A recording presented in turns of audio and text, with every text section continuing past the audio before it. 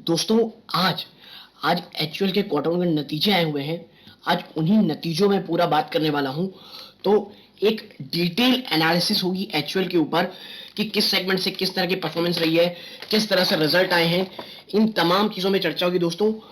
तो without waste time सीधा लेके चलता हूं मैं आपको रिजल्ट की तरफ। और आप देख रहे होंगे करोड़ में रिजल्ट, हमें पढ़ने में ज्यादा परेशानी ना हो।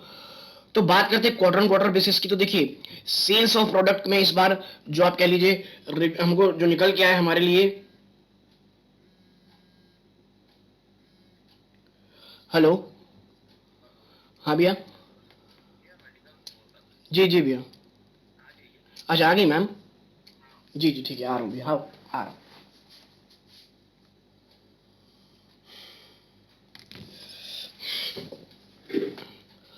तो दोस्तों, विदाउट वेस्टिंग टाइम सीधा आपको मैं लेके चलता हूँ किस तरह के रिजल्ट आए हैं। तो देखिए, रेवेन्यू फ्रॉम ऑपरेशन अगर आप देखेंगे तो सेल्स ऑफ जो प्रोडक्ट है वहां पर 14,016 करोड़ का बिजनेस हुआ है, जो पिछले क्वार्टर के 11,730 करोड़ से काफी ज्यादा है ईयर ऑन ईयर बेसिस पे।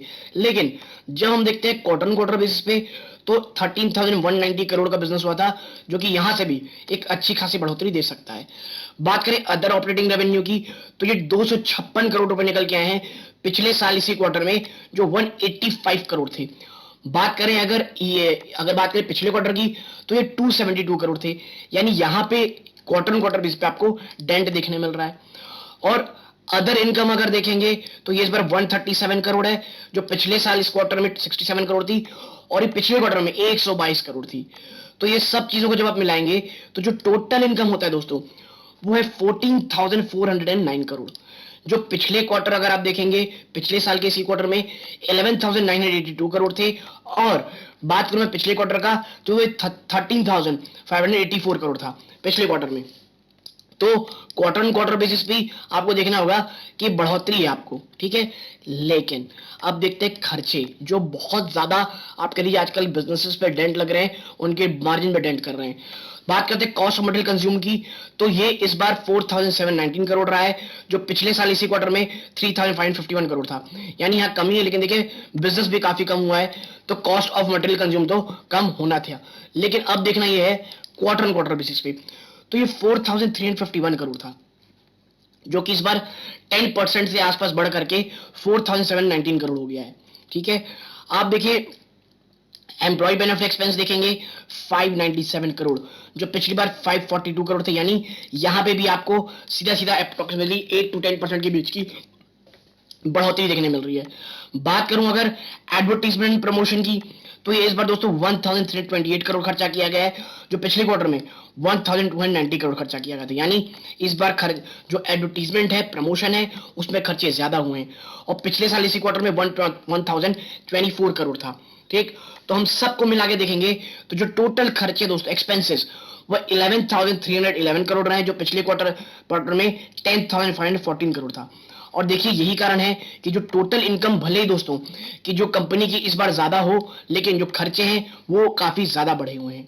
और यही कारण है दोस्तों कि जब हम देखते हैं टोटल टोटल पूरी तरह से जो कंपनी ने जो प्रॉफिट आप देखते हैं कंपनी का जो total comprehensive income for the period निकल के आएगा, वो है 2,324 करोड़, जो पिछले क्वार्टर में 2,384 करोड़ था। यानी आप कह सकते हैं फ्लैट है, पिछले क्वार्टर में ज्यादा था लेकिन कम है, पिछले क्वार्टर में ज्यादा था नेट प्रॉफिट, इस बार कम है लेकिन फ्लैट सही है दोस्तों। मुश्किल से 50 करोड़ का डिफरेंस है, ठीक। और जब हम देखेंगे ईपीएस को तो देखिए 8 पॉइंट आपको इस बार 9.74 मिलेगा, जो पिछले क्वार्टर में 9.90 था। मैंने कहा लगभग फ्लैट है दोस्तों, ठीक। यानी रिजल्ट अच्छे हैं, फ्लैट से रहे क्वार्टर क्वार्टर बेस पे। अब देखते हैं कि भाई कंपनी ने सेगमेंट वाइज किस तरह काम किया है। तो देखिए इसको थोड़ा कम कर लूं। हाँ, अब देखते हैं सेगमेंट वाइज कितना काम हुआ है। तो देखिए segment revenue home care business में 4,931 करोड़ रहा है, जो पिछले क्वार्टर में दोस्तों 4,750 करोड़ था। यानी होम केयर में आपको जंप देखने मिल रहा है। ब्यूटी पर्सनल केयर में भी 5,364 करोड़ रहा है, जो 4,712 करोड़ था। यानी ब्यूटी और पर्सनल केयर में काफी अच्छी इंप्रूवमेंट, काफी ज्यादा तेजी देखने को मिल रही है। फूड एंड रिफ्रेशमेंट में 3,627 करोड़, जो इस बार जो पिछले क्वार्टर में 3698 करोड़ थे, यानी पिछले क्वार्टर में फूड एंड रिफ्रेशमेंट में आप कह सकते हैं ज्यादा रेवेन्यू आया था, इस बार कम है लेकिन कम ज्यादा कह सकते हैं फ्लैट रहा है। अदर देखेंगे जो एक्सपोर्ट जो होता है, कंसाइनमेंट होता है, उसके थ्रू अगर आप देखेंगे तो आप पाएंगे कि भैया जो रेवेन्यू है वो इस बार 350 करोड़ रहा है। ठीक है, जो टोटल मिला के आप देखेंगे 14,272 करोड़ रुपीस होता है दोस्तों। यानी इस तरह से कंपनी के रिजल्ट आए हैं। और अगर हम चलें निचले स्तरों पे तो आप यहां देखेंगे भाई total sales grow 19% during the quarter. इस क्वार्टर 19% टोटल सेल बढ़ी है। Earning before interest tax depreciation amortisation EBITDA for the quarter is at rupees 3,247 crore. ठीक है, जो कि 14% बढ़ा है दोस्तों। ठीक है, और EBITDA मार्जिन 23.2% रही, जो कि डिक्लाइन हुई है 120 बेसिस पॉइंट दोस्तों। ठीक है, और आप देखिए profit after tax PAT exceptional item for the quarter 2289 crore, ये 17% दोस्तों बढ़ी हुई मिलेगी आपको। ठीक है, और अगर हम देखें कि profit after tax for the period 2289 crore, जो कि 11% बढ़ी हुई दिखाई देने को मिल रही है दोस्तों। ठीक, और अब देखते हैं कि भाई कंपनी की मैनेजमेंट ने क्या कहा है, क्योंकि मैनेजमेंट की कमेंट्री आज के समय दोस्तों बहुत ज्यादा मैं कहूंगा मायने रखती। तो देखिए कंपनी की अगर मैनेजमेंट की बात करें दोस्तों हम, तो कंपनी 1 सेकंड में से मैनेजमेंट की तरफ ले जाऊं तो देखिए, हाँ ये रहे संजीव मेहता जी, सीईओ है वो, उनका क्या कहना है। तो देखिए, in an environment which remains challenging, marked by unprecedented inflation and consequential impact on composite and on consumption, we have delivered yet another quarter of robust top line and bottom line performance।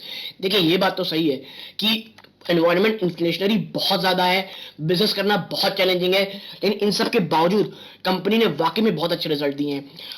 We have grown competitively whilst protecting our business model by maintaining margin in the healthy range।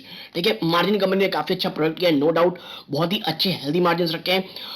While there are near-term concern about inflation, the recent softening commodities, forecast of a normal monsoon, and monetary fiscal measure taken by the government augur well for the industry.